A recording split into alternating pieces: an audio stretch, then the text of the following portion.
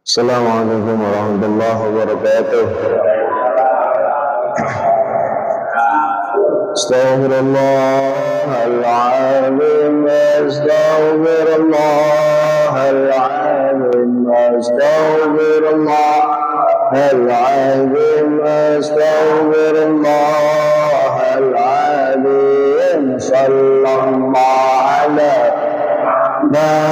Sallallahu ala Muhammad, sallallahu ala Muhammad, sallallahu ala Muhammad. La ilaha illallah, la ilaha illallah, la ilaha illallah, la ilaha illallah, la ilaha illallah, la ilaha illallah, la ilaha illallah, la ilaha illallah, la ilaha illallah.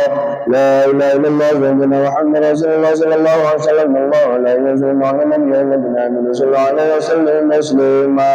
Allahumma salli ala Sayyidina Muhammad wa ala ali Sayyidina Muhammad kama sallaita ala Sayyidina Ibrahim wa ala ali Sayyidina Ibrahim wa barik ala Sayyidina Muhammad wa ala ali Sayyidina Muhammad kama barakta ala Sayyidina Ibrahim wa ala ali Sayyidina Ibrahim fil alamin innaka hamid.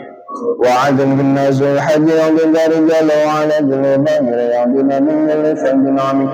وعدم بالناس والحج يعظم الرجال وعلى جنوبهم يعظم من الفند عميق. وعدم بالناس والحج يعظم الرجال وعلى جنوبهم يعظم من الفند عميق. اللهم عبد الحالنا لا شان الاقوال، اللهم عبد الحالنا لا شان الاقوال، اللهم عبد الحالنا لا شان الاقوال. Bismillahirrahmanirrahim. Allahumma sallim alal muslimin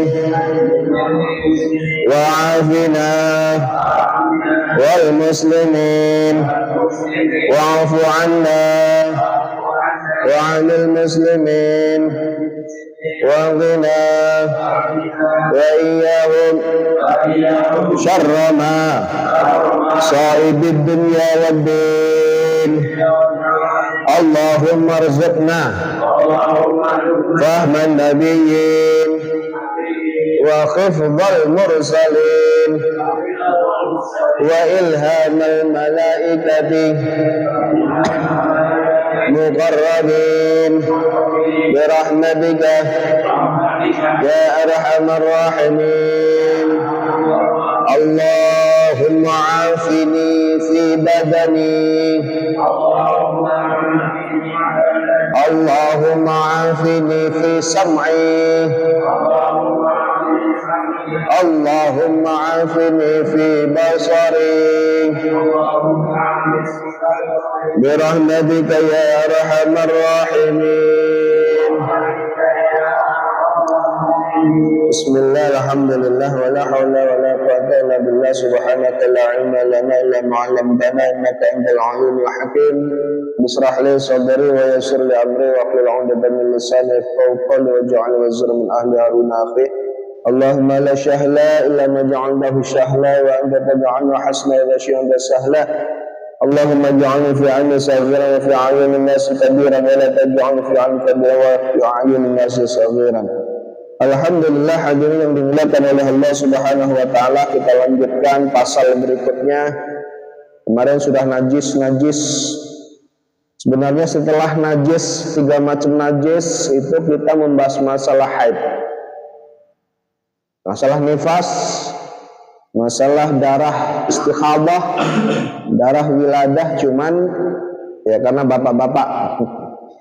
Ya sebenarnya penting juga, tapi karena ngaji bapak-bapak kan istri-istrinya udah ngaji di sini juga kemarin bahasa lahed, jadi udah paham Pak ibu-ibunya. Jadi kita lanjut ke pasal berikutnya. Faslun a'dharus sholati isnani an-naumun wan nisyan. Jadi pasal kita ini sedikit tapi penjabarannya panjang, lebar. Faslun membahas tentang a'dharus sholati, udzur-udzur di dalam sholat. Jadi udzur di dalam sholat itu artinya kita boleh, istilahnya boleh sholat itu boleh diudzur, ya. Ada apa maksudnya, apa sebabnya? Ya, udzur-udzur di dalam sholat isnani itu ada dua macam. Ya. Yang pertama an-naumun, an-naumu yaitu tidur. Yang kedua wanisyan yaitu lupa. Nah, jadi walaupun dua tapi penjabarannya nanti lama ini. Ya. Tidur. Ya, yang pertama tidur, yang kedua lupa. Al-awwalu naumun, al-awwalu maksudnya yang pertama itu adalah tidur. Ai idza lam yata'allu bihi. Ya maksudnya di sini tidur tersebut itu tidur yang tidak ceroboh atau tidur yang melewati batas. Nah, maksudnya penjelasan begini. Tidur itu kan ada dua macam nih. Jadi kalau ditulis nih, pertama tulis an-naumu tidur, kemudian kaki satu tidur dengan sengaja, kaki dua tidur dengan tidak sengaja. Nanti pembahasannya kan panjang. Jadi pertama sholat yang boleh udzur itu adalah satu tidur. Nah, apakah semua tidur itu boleh ya udzur dalam sholat? Artinya boleh kita itu terlupakan atau meninggalkan sholat gara-gara tidur. Nah itu ternyata ulama mendefinisikan tidur itu ada dua macam. Ada tidur sengaja, ada tidur yang tidak sengaja. Nanti hukumnya nanti berbeda-beda. Ya. Sekarang kita bahas tidur yang sengaja. Nah, tidur yang sengaja maka dua-duanya ini wajib qadha. Ya, cuman bedanya ada yang dosa, ada yang tidak dosa. Nah, tidur yang sengaja ini tetap wajib qadha, tapi contoh tidur yang sengaja. Umpamanya kita tidur pas ngelur, waduh, Babe John sudah adzan nih, ya kan, subuh nih, Babe John sudah adzan, tapi masih ngantuk Bang sebentar lagi tidur lagi, bangun jam 7, ini namanya tidur sengaja, maka dia wajib mengqadha sholat, tapi kena satu dosa. Ya. Saya nggak usah qadha tambah 2 dosa, ya kan?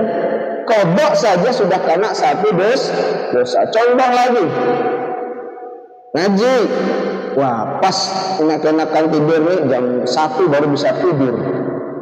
Bangun udah jam 4 kurang 15 Babe sudah ngaji. Artinya sebentar lagi adzan. Babe ngasih ngaji tidur dulu, ya kan? Bablas sampai jam setengah 7 sama ini juga sengaja. Kenapa? Tapi kalau pikiran kita yakin masih 15 menit, saya yakin tidur sebentar nanti saya bangun. Ya kalau ada keyakinan seperti yakin kuat bahwa saya tidak akan kebablasan, ya seperti itu dianggap tidur tidak sengaja. Ya, karena apa? Saya keyakinan sebentar nanti pasti Babe habis adzan, atau masih setengah 6, ya kan? Umpamanya nggak dapat jamaah setengah 6 kan masih subuh nih. Lah seperti itu, andaikan kok sudah yakin benar-benar 100%, saya nggak pernah tidur lama, kalau cuma sebentar lagi bangun ini, pasti bisa subuh. Ternyata jam 7. Maka seperti itu termasuk tidur yang tidak disengaja. Kenapa? Ada keyakinan bahwa saya pasti bisa bangun. Ternyata tidak bangun, karena kebiasaan seperti itu juga. Biasanya saya bisa bangun kok, ya kan? Biasanya baru ngaji nih, saya tidur dulu. Biasanya bisa bangun, paling terlambat walaupun nggak ada kejama umpamanya, ya paling nggak 5:30 saya pasti bangun. Tapi ternyata hari itu mungkin karena capek dan sebagainya, bablas sampai jam 7 umpamanya. Nah seperti itu, karena ada keyakinan pasti bangun, maka itu dianggap tidak sengaja. Nah, yang tidak sengaja ketiduran umpamanya normal kita tidur jam 12 tidur atau jam 1 tidur, bangun jam 7, itu namanya nggak sengaja. Biasanya orang-orang kalau udah seusia kita kan tidur 4 jam 3 jam kan tidak cukup, ya kan? Ya udah cukup, subuh pasti bangun. Nah itu tiba-tiba jam 7 baru bangun. Nah seperti itu namanya tidak sengaja, berarti tidak dosa. Walaupun mundur sholat subuh kita, kalau posisinya seperti itu tidak dosa. Ya, jadi yang menyebabkan boleh tidur sholat yang pertama tidur. Nah tidur ini ada 2 macam, ada tidur yang sengaja, ada tidur yang tidak sengaja. Lah kemudian dua-duanya wajib mengkodok. Cuman mengkodoknya ada wajib cepat, ada yang cepatnya tadi sunnah hukumnya. Yang mana yang harus wajib cepat? Wajib cepat itu kalau nggak cepat dia kena dosa lagi. Contoh, yang tidurnya tadi sengaja, umpamanya udah waktunya subuh, ya kan? Dia bablas, udah jelas-jelas subuh, tidur sebentar, bablas sampai jam 7. Lah ini kan berarti sengaja. Orang yang tidurnya sengaja, kemudian dia kodok, maka untuk kodoknya harus cepat-cepat, karena ini wajib hukumnya. Kalau dia santai, nanti aja lah, terus kadang kodok, ayo campur dulu aja. Dosanya jadi 2. Satu, dia lalai dalam sholatnya. Yang kedua, dia nggak mau kodok cepat-cepat. Kenapa? Karena tidurnya dia tadi sengaja. Bisa dipahami? Ya. Beda dengan yang tidurnya tidak sengaja. Umpamanya jam 10 tidur, normalnya subuh kan udah bangun. Atau jam 11 habis kerja kita tidur, kan belum tidur nih. Bangun asar jam 3, ya 3:30, itu berarti asalnya kan tidurnya lewat nih. Tapi tidur itu kan nggak sengaja, ya beda dengan tidur sengaja. Nah seperti itu maka ngondoknya wajib, cuman boleh nggak langsung. Nanti aja nggak apa-apa, saya sholat asar saja dulu, ya duhurnya saya nanti santai-santai aja. Mau dikerjakan pas waktu asar itu juga boleh, ya mau diajarkan di akhir asar juga boleh. Karena apa? Dia ngondoknya karena tidurnya tertidur yang tidak sengaja. Kalau dia cepat bangun tidur langsung sholat, lah itu hukumnya sunnah malah. Mestinya kan dia boleh santai, tapi kan dia bangun tidur langsung mengkodok karena udah terlewat. Nah kalau posisi seperti itu, maka kalau dia cepat itu hukumnya sunnah. Nah terus urut-urutan, apakah ketika mengkodok itu sholat yang kita kodok duluan apa sholat yang punya waktu duluan? Contoh, terlewatnya kita ini sholat duhur, kita ketiduran tinggalkan sholat duhur, masuk di waktu asar. Waktu asar, ya kan, masuk di waktu asar, kita apakah sholat duhur duluan apa sholat asar duluan? Nah, itu tergantung sebabnya tadi, kita ketiduran atau sengaja tidur.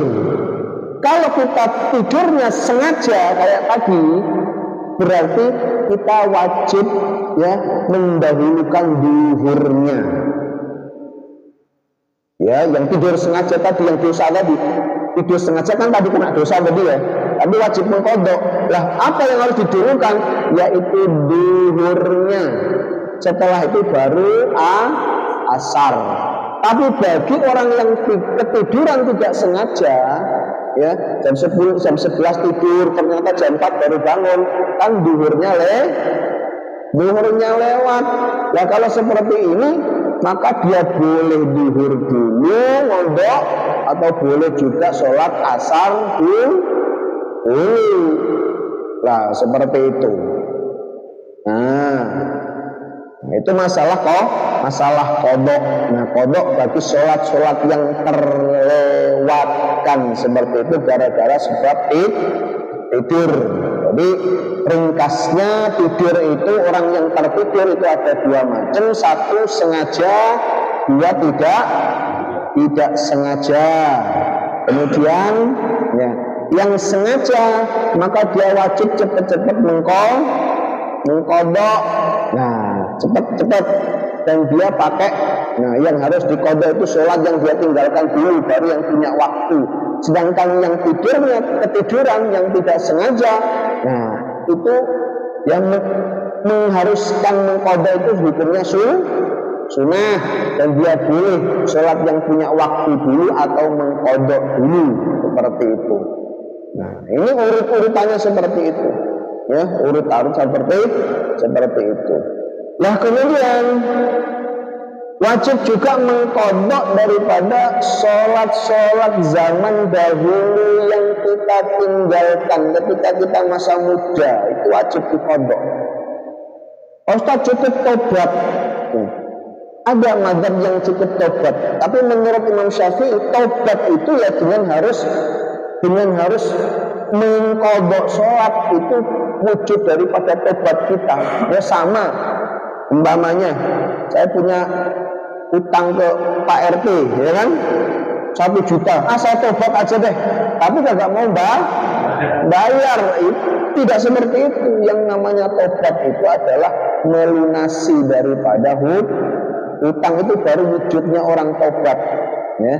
Jadi tobat itu seperti itu. Kalau kita tobat punya utang sama Allah, maka harus dibayar. Kalau dulu kita belum begitu paham tentang sholat, berani meninggalkan sholat, lah sekarang maka kita harus, kalau kita sudah tobat, maka itu cara tobat kita yang benar adalah dengan mengkodok sholat kita yang dahulu. Caranya bagaimana? Caranya pertama boleh langsung, atau kedua boleh santai. Contoh begini, dulu kayaknya saya ini 15 tahun ini nggak sholat, umpamanya, ya kan, umpamanya. Nah, sekarang berarti kita niatkan 15 tahun untuk membayar sholat. Boleh setiap hari kita kan dihitung nih, 15 tahun kalau sehari 5 kali. Nah, kalau 10 hari 50 kali, ya 100 hari 5.000 kali. Itu kalau 15 tahun itu berapa ratus hari, utang kita itu ribuan, ya. Boleh langsung dibayar terus, boleh juga kita niatkan begini, ya Allah, selama 15 tahun saya akan mengkodok sholat. Caranya dua-dua aja, maghrib, habis sholat maghrib, sholat lagi maghrib, habis sholat subuh, sholat lagi subuh, habis sholat isya, sholat lagi isya, habis sholat duhur, sholat lagi duhur, begitu terus sampai 15.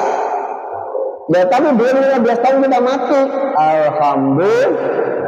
Kami udah niat, yang penting niat mengkodok, ya, niat mengkodok, niat kita itu yang dilihat oleh Allah Subhanahu. Daripada kita nggak niat mengkodok sama sekali, dulu banyak utang, dan nanti dituntut di akhirat lebih berat. Jadi masalah sholat itu paling penting. Nah, makanya niatkan dari sekarang. Enggak susah kok, duhur langsung duhur lagi. Udah nggak usah sunnah, nggak apa-apa. Mungkin kodok itu aja yang penting, ya kan? Bukannya sunnah itu untuk menyempurnakan sholat wajib, ya sholat wajib sekarang. Kalau untuk mengkodok ya nggak bisa. Urusan utang tetap utang. Maka kalau kita dulu punya utang, lebih baik kita mengkodok fardu saja, tinggalkan sunnah. Nggak usah sunnah, nggak apa-apa. Umpamanya qobliyah subuh nih, udah pakai aja saya sholat qadha subuh. Kalau memang dulu merasa pernah meninggalkan sholat subuh. Nah, qobliyah zuhur udah 4 rakaat itu kan mestinya qobliyah zuhur yang paling bagus kan 4 rakaat itu dibuat qadha sholat zuhur. Nah, apalagi qobliyah ba'diyah kita kasih qadha lebih cepat. Ya, utang kita lebih cepat terselesaikan. Nah, itu penting Pak. Karena apa? Karena ancaman sholat itu luar biasa. Ya, kata Nabi yang sangat luar biasa itu, "Man taraka sholati hatta mabah wa thumma qada'a ujiba fin nar khutban." Barang siapa yang meninggalkan sholat, satu sholat nih, ya, hatta mabah waktunya sehingga waktunya terlewat, zuhur ketinggalan sampai asar, thumma qada'a kemudian dia mengqadanya. Artinya ini sengaja ya. Bukan yang ketiduran kayak tadi, nggak sengaja, enggak. Ini sengaja ninggalin sholat, satu sholat, kemudian dia mengqadanya. Nah, ujiba finnar khutban, wajib dia dicuci di dalam neraka satu hukum. Mal hukmu ya Rasulullah? Sahabat bertanya, hukum itu berapa tahun ya Rasulullah? Kata Rasulullah, 82 juta tahun. Itu satu sholat.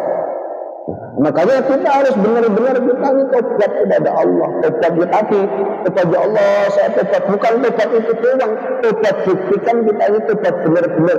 Maka ketika kita punya utang harus dibayar. Itu caranya itu ada tadi. Ya, Allah itu kan lihat kesungguhan kita. Dulu saya pernah nggak sholat 15 tahun atau 5 tahun. Namanya ya berarti kita niat mulai dari sekarang selama 5 tahun saya harus mengqadha sholat. Habis zuhur lagi. Itu aja enteng seperti itu. Ya, habis asar lagi gitu aja. Ya, habis maghrib lagi, maghrib sendiri maksudnya. Jangan kerja orang. Ya, habis jamaah Isya. Udah dari kok berat kenapa? Nah, nggak apa-apa biar orang nggak ngerti, nggak ngaji berarti gitu. Ya memang begitu. Ya, ini orang babe habis asar kok sholat sunnah ya. Wah, nggak ngaji, padahal dia nggak ngaji. Nah, boleh. Kan perkara-perkara di antara perkara yang diharamkan sholat itu habis subuh, habis asar. Kan ada 5 waktu, ya kan? Di antaranya habis subuh, habis asar. Tapi ada syaratnya. Sholat yang malah sababahu, yang sholat yang tidak punya sebab dan tidak punya waktu. Tapi kalau ada sebabnya boleh. Kita sholat di kapanpun boleh kalau ada sebabnya. Wondo ini kan sebab, ya kan? Nah, yang nggak ada sebabnya itu seperti sholat apa? Sholat ini yang nggak ada sebabnya, sholat sunnah mutlak. Nah, atau ada sebab tapi sebabnya di depan, nah itu nggak boleh juga. Kalau sebabnya di belakang atau sebabnya lagi terjadi pas dengan sholat itu boleh. Contoh gerhana, kita sholat kenapa? Karena ada gerhana. Jadi kan sebabnya gerhana, maka setelah asar boleh kita sholat gerhana. Sholat jenazah habis asar, habis subuh boleh. Kenapa? Karena ada sebabnya, itu ada mayat, kita sholatnya jenazah. Tapi kalau sebabnya jauh di depan itu nggak boleh. Contoh sholat istikharah. Sholat istikharah habis asar nggak boleh, habis subuh nggak boleh. Kenapa? Karena sebabnya jauh di depan. Artinya apa? Orang istikharah itu terjadi apa belum? Belum, itu kan masih jauh di depan. Artinya lah itu nggak boleh. Sholat hajat itu nggak boleh juga habis asar, habis subuh. Kenapa?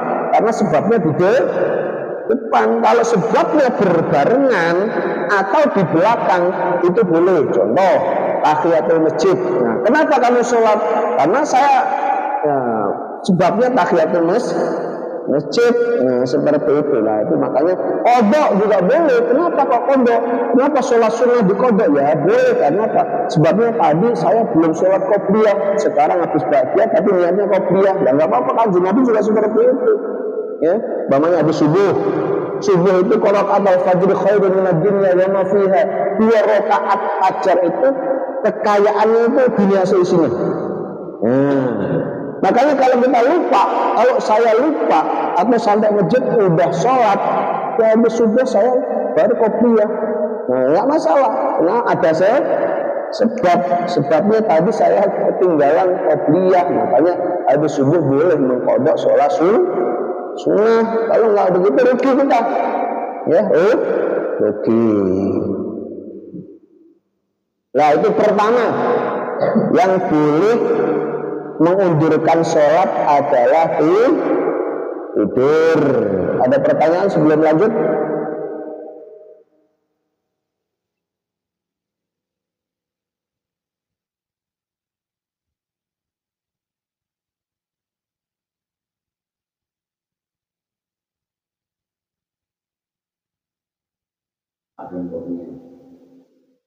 Ya diminum. Sampai.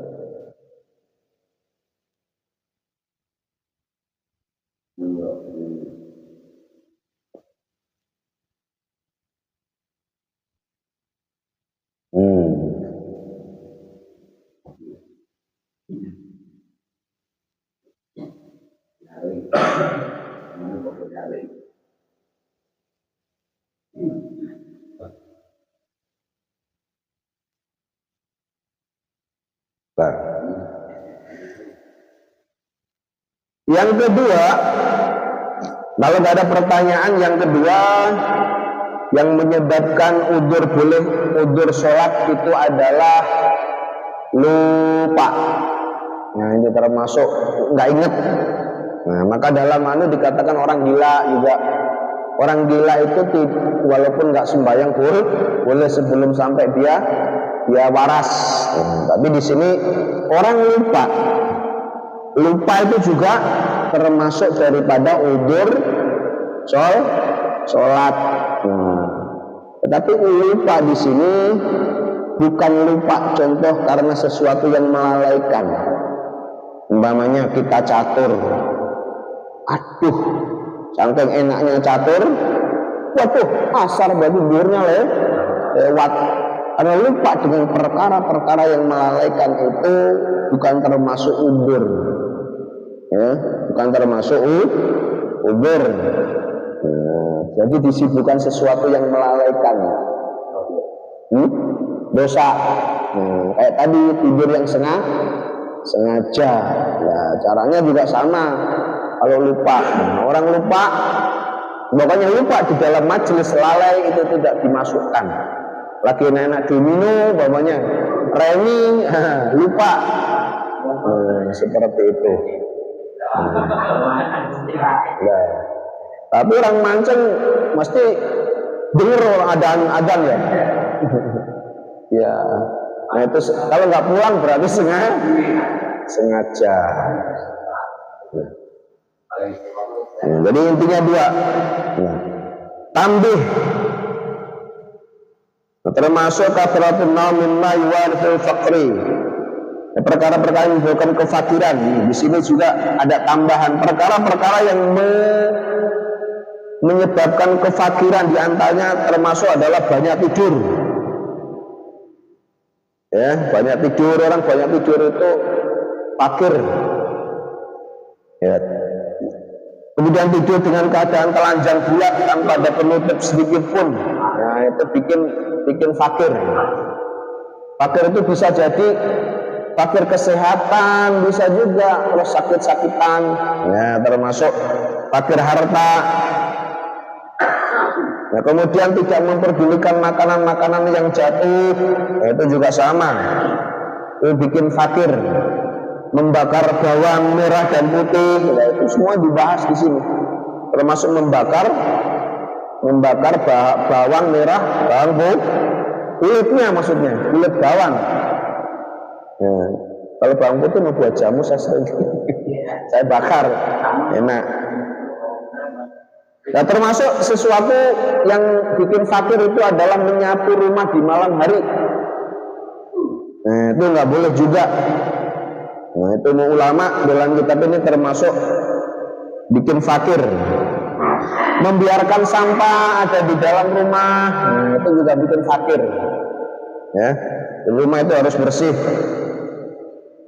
Berjalan di depan orang-orang yang usianya lebih tua, nggak punya hormat, nah itu juga bikin fakir. Yang memanggil orang tua dengan nama mereka itu juga bikin fakir. Membasuh kedua tangan dengan lumpur itu juga bikin fakir. Kemudian menggampangkan perkara sholat, nah itu juga bikin ya, jadi menggampangkan perkara sholat.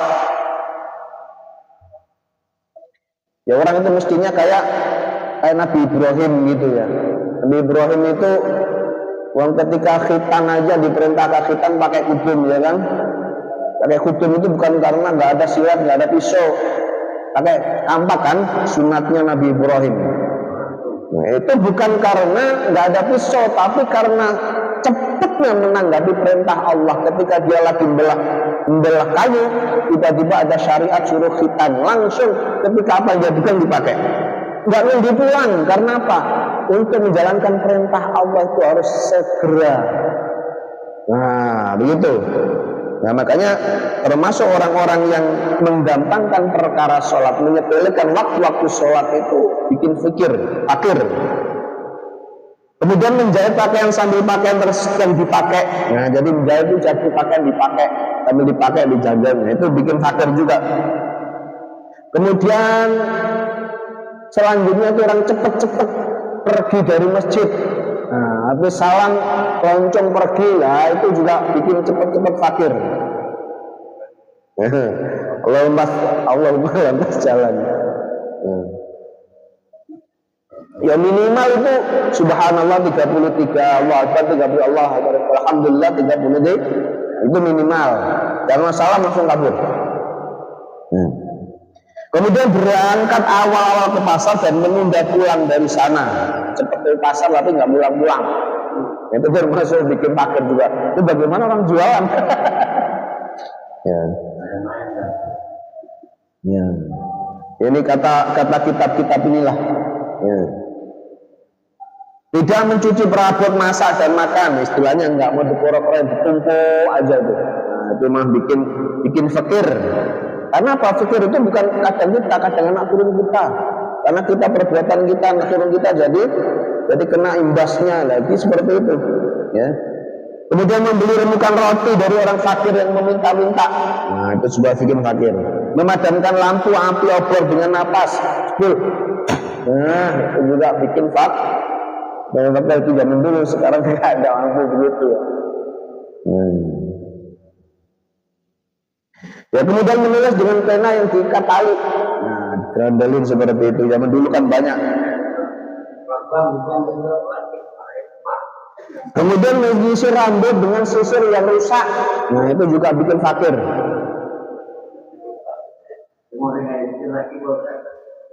Nah, kemudian tidak mendoakan orang tua, tidak mau mendoakan orang tua buat sendiri aja, cuma bikin fakir. Balik kalau kita nyenengin orang tua kan enak. Kemudian memakai surban sambil duduk, ini juga termasuk bikin fakir. Memakai celana sambil berdiri, itu termasuk juga bikin fakir. Bakhil, enggan, maksudnya enggan bakhil itu enggan memberikan sesuatu kepada peminta-minta. Jadi kalau ada peminta-minta nggak pernah diberi. Mirip jadi terlalu hemat dalam membelanjakan harta. Nah, itu juga malah bikin fakir. Boros, yaitu melewati batas sederhana dalam membelanjakan harta. Nah, itu termasuk. Jadinya yang paling kata Nabi, yang paling bagus adalah di tengah-tengah, ya jangan bakhil, jangan boros, ya setengah aja deh. Ya sedang-sedang saja.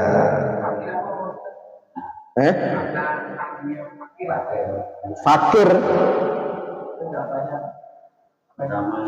Ya istilahnya. Oh, ada fakir. Kalau segi bahasa itu fakir ada miskin. Kalau fakir itu ya orang yang nggak punya kerjaan, nggak punya harta. Kalau orang miskin kan punya kerjaan, cuman nggak cukup, istilahnya fakir. Nah kalau di sini ini mana bikin fakir di sini makna luas, bisa fakir kesehatan, bisa fakir uang, bisa fakir ilmu. Nah itu yang sebab-sebab tersebut. Ini fakir yang makna luas. karena menghindari daripada perbuatan-perbuatan tersebut.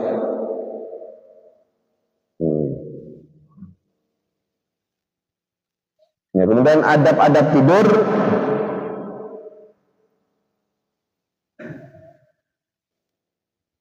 Ya.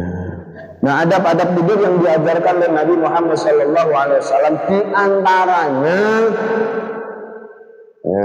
di antaranya ini banyak, cuman nggak usah banyak-banyak.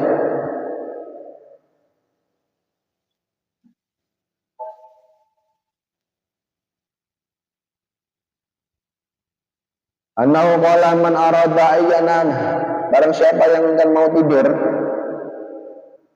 ya, maka pakai adab-adab di antaranya adalah inna qara'ul wallahu ahad. Dengan membaca qul wallahu ahad 3 kali, kemudian qul a'udzu birabbil falaq 3 kali, qul a'udzu birabbin nas 3 kali, ya kan? Kemudian ayat kursi, kemudian ditiupkan di tangan, langsung yang diusap-usapkan. Nah, ini diantara fadilahnya, ada sihir macam apapun nggak bisa nembus. Nah, itu yang diajarkan baginda Nabi Muhammad Sallallahu Alaihi Wasallam. Nanti usahakan mau tidur wudu dulu. Itu yang paling berat. Kalau wudu nggak tidur. Iya, baginda tidurnya Rasulullah begitu. Wudu dulu, suci dulu. Biasa malah sholat 2 rakaat. Nah, udah gelar begini, kemudian dia baring. Nah, itu banyak juga doa-doanya, cuman kebanyakan doa. jadi sedikit aja, yang penting wudu, baca kulhu, baca 3 kul, ya kan? Nah, kemudian ayat kursi, kemudian ditiupkan di tangan, diusap-usapkan semua badan. Nah, kemudian tidur miring. Di sini miring ke kanan, bisa miring ke kanan, bisa ke kiri juga bisa. Sunnah miring ke kanan, yang miring ke kiri juga. Ada pertanyaan?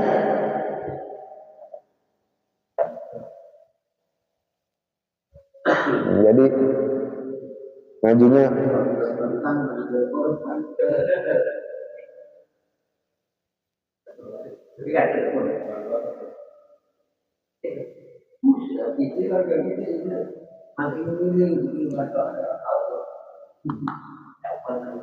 ada pertanyaan mumpung.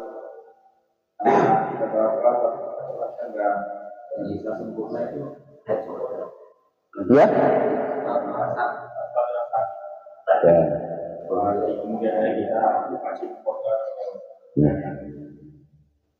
Sholat orang sakit, kaidahnya kan begini, sholat yang wajib mengqadha adalah sholat ketika syarat-syarat sahnya tidak terpenuhi.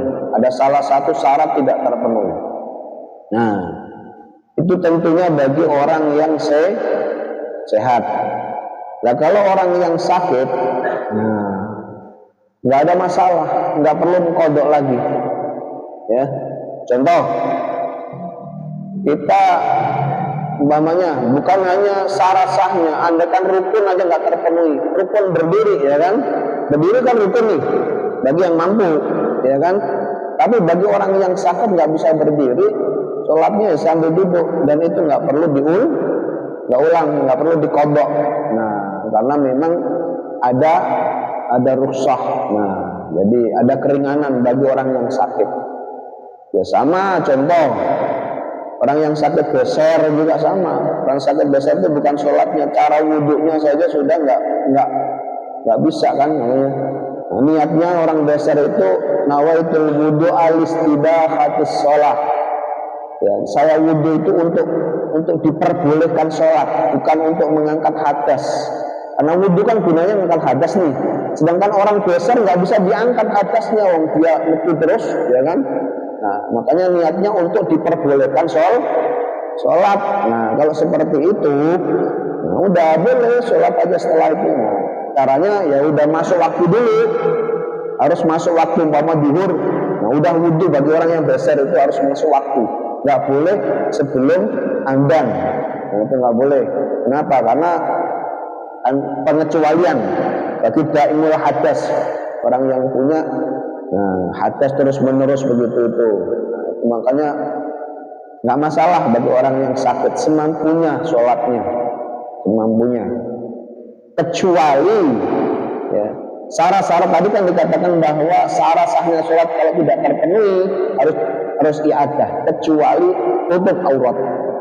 Kalau dia tidak punya pakaian untuk tutup aurat, maka tidak perlu mengulang sholat. Contoh, ada orang sholat tapi ibu-ibu lah nggak punya mukena, nggak punya apa, dia sholat di dalam kamar aja, kan tetap mestinya kan nggak tutup aurat, masih punya bajunya cuma segini, ini kan aurat juga harus tertutup. Tapi kalau dia nggak punya, ya udah sholat dengan apa adanya seperti itu, pakai mukena biasa, pakai tudung biasa kayak segini. Nah karena adanya seperti itu, lah itu nggak perlu, nanti nggak perlu mengkodok. Beda dengan kalau orang najis. Orang najis, nah itu sholatnya perlu mengkodok. Orang yang nggak ngerti kiblat perlu mengkodok, nggak menghadap kiblat perlu mengkodok, kan? Mengkodok maksudnya sholat di kendaraan yang nggak menghadap ke kiblat itu perlu dikodok. Kenapa? Karena syarat sahnya kan nggak terpenuhi. Sholat kan harus menghadap kiblat. Tapi kalau nggak bisa, nah maka sampai rumah nanti harus sholat lagi. Kalau gitu ngapain kita sholat? Sholat kok ngodok lagi. Nah, kalau nggak begitu dosa, kita meninggalkan sholat dosa. Makanya kalau bepergian begitu mending mainkan jamak. Nah, jamak qashar, jamak takdim. Nah gitu. Jadi ada ilmu kedua, jurus kedua. Ya kan, umpamanya kita suka bepergian kayak Mas Bro nih, ya kan, musafir terus itu. Jadi wah, duhur saya nanti kayaknya saya asar sampai Semarang, nggak usah duhur lah sekarang. Tapi niatnya dari duhur, saya nggak sholat duhur, mau saya jamak takhir. Nah udah, duhur lewat aja, nggak usah sholat. Nanti digabung antara duhur sama asar. Emang itu nggak perlu sholat. Nggak perlu, kalau seperti itu nggak perlu pokok. Karena kan syarat-syarat terpenuhi. Yang dikodok itu umpamanya pakaiannya najis kan otomatis syarat sahnya sholat itu kan pakaian suci. Kalau kita pakai pakaian najis berarti nanti sholatnya dikodok lagi. Makanya kalau suci ya nggak perlu dikodok. Batas maghrib dengan isya begitu. Wah, maghrib saya nggak usah berhenti, saya jalan aja. Nanti isya saya jam 1 aja sampai sono. Maghrib sama nah di jamak takhir. Nah seperti itu. Maka kalau bepergian sholat cukup 2 kali, duhur asar digabung, maghrib isya digabung gitu aja. Jadi nggak makan waktu, nggak banyak berhenti.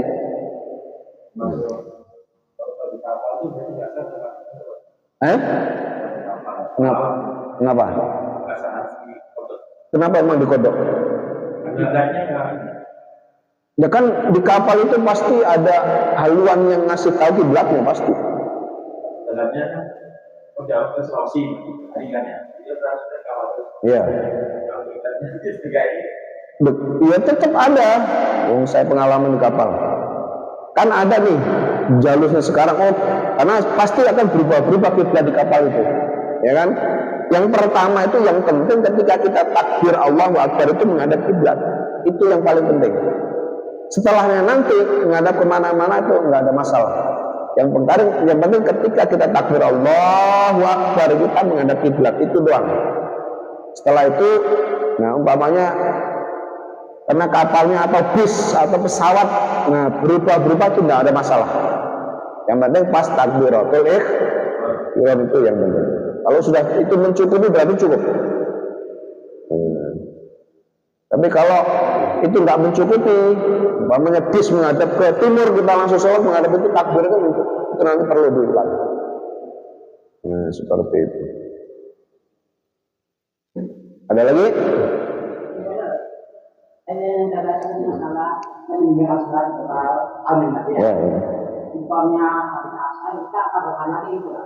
Ya, asal lagi ya 4. Berarti ya ngontok. Kalau ngontok subuh berarti 2. Kan kita umpamanya pernah dulu saya nggak sholat, niatkan dari sekarang saya mau harus niat kodok. Dulu berapa tahun saya nggak sholat, harus dikodok. Walaupun belum sampai selesai tapi kita mati, itu sudah dianggap sudah mengkodok, karena kita yang penting ada niatan. Jangan tobat-tobat tapi nggak mau kodok, itu sama dengan orang tobat tapi nggak mau nyaur utang. Ya kan? Umpamanya ke Pak RT, Pak RT saya minta maaf. Iya maaf, saya maafin tapi utangnya saurin. Kok mau masa minta maaf saurin utang nggak mau nyaur? Iya. Iya. Ya begitu. Yang penting ada niatan untuk bayar utang. Balik. Kalau yang sholat dahulu itu ada Oh, itu qashar. Sholat itu ketika kita musafir boleh menjamak. Menjamak itu menggabungkan antara zuhur dengan asar, maghrib dengan isya. Nah, di samping menjamak boleh juga langsung digabung dengan jamak qashar. Qashar itu memendekkan. Jadi sholat yang 4 rakaat bisa dipendekkan jadi 2. Zuhur asar. Umpamanya 2. Nah itu namanya sudah dijamak, digabung lagi, dikosor lagi, dipendekkan lagi. Nah, maghrib dengan isya, maghribnya 3, isyanya 2. Nah itu namanya dijamak, dikosor. Cuman bedanya kalau jamak itu tidak ada peraturan hubungan dengan kilometer. Tapi kalau mengkosor itu ada. Ya. Jamak itu biasanya hubungannya dengan masyaqqat, kesulitan. Umpamanya kita ke Jakarta, ini kan macet cuma 40 kilo kan, 44 kilo sampai Cawang. Karena macet bisa 3 jam. Ya enggak? Lah seperti itu kalau menurut kamu ini boleh jamak tapi nggak boleh mengkosor. Boleh jamak menggabungkan tapi tetap umpama 2 sama asar ya 4, nggak boleh 2, nggak boleh karena apa, jaraknya kurang daripada 74 kilo, 72 lah paling minim, 72. Nah, kalau ada jarak 72 itu boleh kita mengkosor, memendekkan. Nah, 72 itu paling kita bandara ya lebih. Ya, kita sampai Oman aja itu udah ada 70 lebih ya kan. Nah,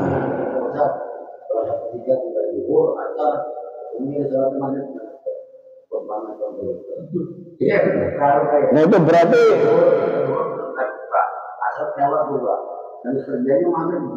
ya berarti itu udah kena dosa, artinya harus mengkodok itu namanya kodok, karena berarti gak sholat kan di luar waktu, berarti kok mengkodok. Iya, itu namanya udah mengkodok. Iya, makanya itu tadi. Nah, ini dua-duanya bablas ya. Bayu ke maghrib lagi. Ya. Ya, mestinya. Kalau itu kan orang masuk kalau hari ini ya. Kenapa tuh zuhur kan nyari kalau para pesisir atau petani sawah-sawah orang nggak ada itu kan orang tua nah saya nanya kan asar pas asar maghrib asar dapurnya ya apalagi bawa mobil sendiri, apalagi bawa motor. Artinya kan bisa berhenti gitu loh. Ya udah, sholat dimanapun aja bisa.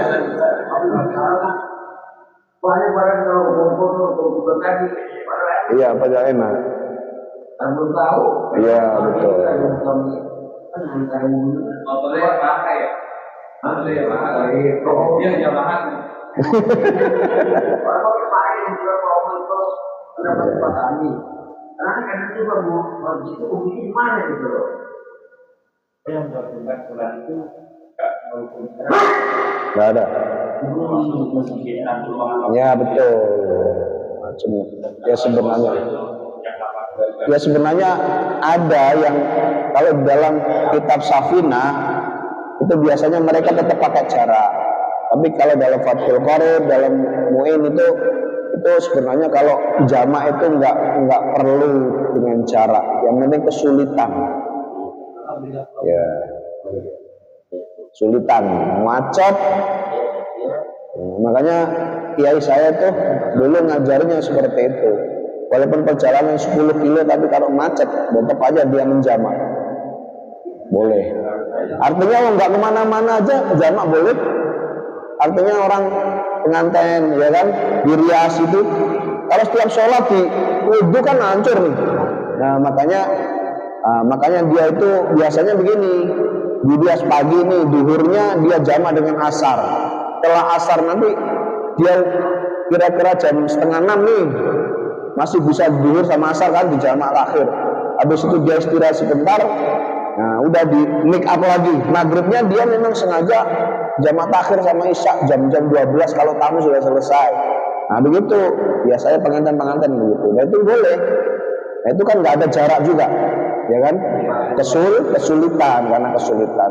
Atau kita di masjid hujan deras, wah udah jamak aja maghrib sama isya, habis itu terus pulang. Nah itu juga boleh. Jadi kalau jamak itu urusannya dengan kesulitan. Kalau modal tadi yang nggak bersekolah tadi mana gitu ya? Iya sholat tadi. Baru itu nanti cari itu dulu ya rumah Pak udah aku tadi asal lagi enggak. Ya, nah jadi makanya kalau kita punya utang, kodok saja, kodok semampunya. Jangan sampai kita nggak kodok, udah kodok semampunya. Niatkan aja dari sekarang kalau memang punya. Nah, bila perlu kalau sudah selesai utang sholat fardu, sunnah juga kodok juga nggak apa-apa, yang dulu nggak apa-apa. Ya. Karena memang dunia ini tempatnya begitu, ya dunianya tempatnya kita bersusah payah. Kalau ingin istirahat nanti di kuburan kita sudah istirahat tenang. Ya. Oke, subhanallah wa bihamdihi, subhanallah wa bihamdihi, assalamualaikum warahmatullahi wabarakatuh.